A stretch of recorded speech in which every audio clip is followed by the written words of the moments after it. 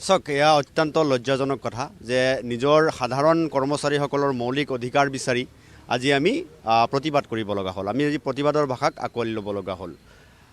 বিশেষকৈ আজি মই বিভিন্ন সময়ত আমাৰ দাবীখিনি আমি উত্থাপন কৰি আহিছোঁ। আজি উৰুকাৰ নিশা, ভোগালীৰ উৰুকাৰ নিশা আজি এই চচলৰ পৰা কেইটামান প্ৰশ্ন কৰিব বিচাৰিছোঁ যে আমাৰ যিখিনি প্ৰাপ্য আছিলে, আমাৰ ন্যায্য যিখিনি দাবী আছিলে, সেই দাবীখিনি আমি যিসকলে ক'ব বিচাৰিছে যে প্ৰতিবাদকাৰীৰ লগত আমি আলোচনা কৰিব নিবিচাৰোঁ বা আলোচনা নকৰোঁ, এই আমোলা বিষয়াসকল যিসকলে বাৰে বাৰে কৈ ফুৰে যে আমি প্ৰতিবাদকাৰীৰ লগত আমি আলোচনা কৰিব নিবিচাৰোঁ, তেতিয়াহ'লে আপোনালোকে আমাক বুজাই দিয়ক যে নিজৰ অধিকাৰ বিচাৰি দুৰ্নীতিৰ বিৰুদ্ধে থিয় হ'বলৈ ভাষা কি।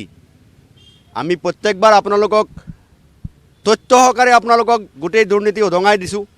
আমি আপোনালোকৰ লগত কথা পাতিছোঁ, আমি বহিছোঁ আপোনালোকৰ লগত, আমি গোটেই কথাখিনি আমি উল্লেখ কৰিছোঁ, আমি তথ্য সহকাৰে আপোনালোকৰ ওচৰত দাখিল কৰিছোঁ, আমি আলোচনাৰ মাধ্যমেৰে আমাৰ সমস্যাখিনি সমাধান কৰাৰ চেষ্টা কৰিছিলোঁ, আলোচনাৰ মাধ্যমে এই দুৰ্নীতিৰ বিৰুদ্ধে আমি আমাৰ প্ৰতিবাদ আমি সাব্যস্ত কৰিছিলোঁ।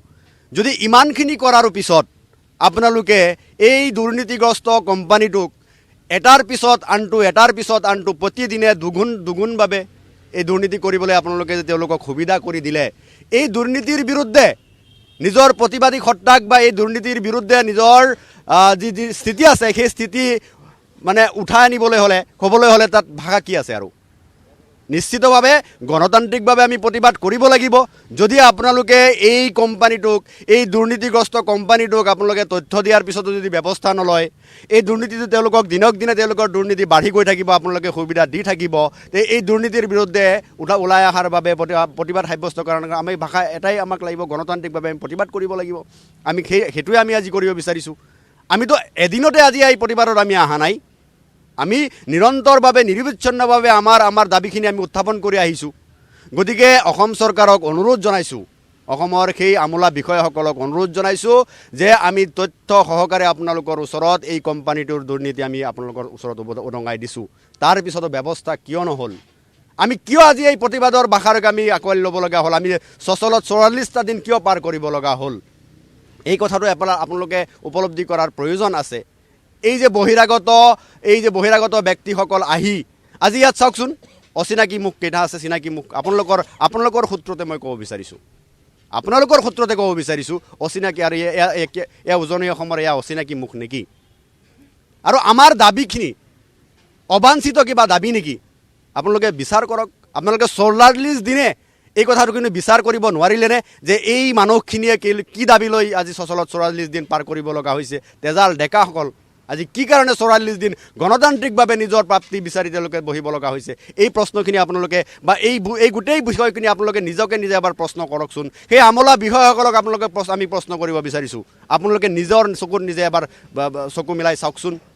আপোনালোকে কিমান শুদ্ধ পথত আছে, আপোনালোকে কিমান নিকাভাৱে এই কাম কৰি আছে? আপোনালোকে যোনখন চকীত বহিছে, সেই চকী বহাৰ যিখিনি আপুনি চকীত বহাৰ কাৰণে যি আপোনালোকে দৰমহা লৈছে, সেই দৰমহা এইসকল ব্যক্তিৰ কৰ কাটলৰ পৰা পোৱা দৰমহা। আজি সেই ব্যক্তিসকল অসমৰ স্বাস্থ্য বিভাগৰ ওপৰত চলা দুৰ্নীতিৰ বিপক্ষে ওলাই আহিছে। অকল আমি আমাৰ কৰ্মচাৰীৰ দাবী লৈ আমি ওলাই অহা নাই। আমি এই কথাটো বাৰে বাৰে আপোনালোকৰ ওচৰত উল্লেখ কৰাৰ পিছতো আজি আপোনালোকে এই ধৰণৰ মৌনতা অৱলম্বন কৰিছে। আজি অসমবাসীক আমি প্ৰশ্ন কৰিব বিচাৰিম, আজি অসমবাসীয়ে কিয় এই প্ৰশ্নখিনি উত্থাপন কৰা নাই? আজি অসমৰ দল সংগঠনক প্ৰশ্ন কৰিব বিচাৰিম।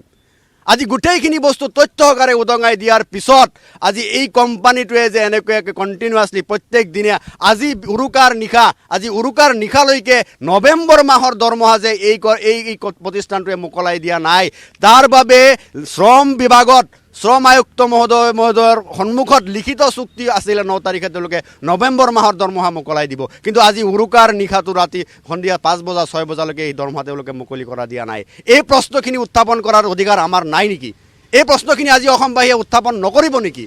যদি অসমবাসীয়ে আজিও এই প্ৰশ্নখিনি উত্থাপন নকৰে, তেতিয়াহ'লে মই নদী ক'ব পাৰিম আমি মেৰুদণ্ডহীন হিচাপে জীয়াই থকা জাতি হিচাপে আমি জীয়াই থাকিব লাগিব। এই প্ৰশ্নখিনি আজি আমি উত্থাপন কৰিব লাগিব।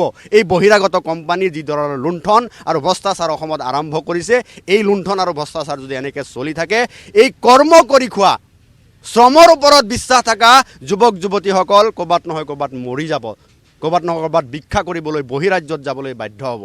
গতিকে এই গোটেই বিষয়বস্তুসমূহ আপোনালোকে নিজকে নিজে এবাৰ প্ৰশ্ন কৰক কিমান যুক্তিপূৰ্ণ এই কথাবোৰ আজি সেই আমোলা বিষয়াসকলে হয়তো ঘৰত বহি উৰুকাৰ তেওঁলোকে বুজ খাইছে তেওঁলোকে নিজৰ ল'ৰা ছোৱালীৰ মুখৰ ফালে এবাৰ চাই আমাৰ কথাৰ উপলব্ধি কৰাৰ প্ৰয়োজন আছে তেওঁলোকে উপলব্ধি কৰক আৰু যদি এইখিনি উপলব্ধি তেওঁলোকে নকৰে তেওঁলোক মেৰুদণ্ডহীন জাতি তেওঁলোক মেৰুদণ্ডহীন তেওঁলোকৰ সেই চকীখনৰ বহাত কোনো যোগ্যতা নাই কোনো অধিকাৰ নাই যোনখন চকীত বহি ৩০০০ কৰ্মচাৰী ৩০০০ থলুৱা যুৱক যুৱতীৰ ন্যায্য প্ৰাপ্তিৰ বাবে তেওঁলোকে নিৰ্ণয় কৰিব নোৱাৰে ন্যায্য প্ৰাপ্তিৰ তেওঁলোকে বিচাৰ কৰিব নোৱাৰে তেনেকুৱা কোনো বিষয়া আমোলা সেই চকীখনত বহাৰ কোনো যোগ্যতা নাই এই কথাই আপোনালোকৰ যোগেদি আমি আজি ক'ব বিচাৰিম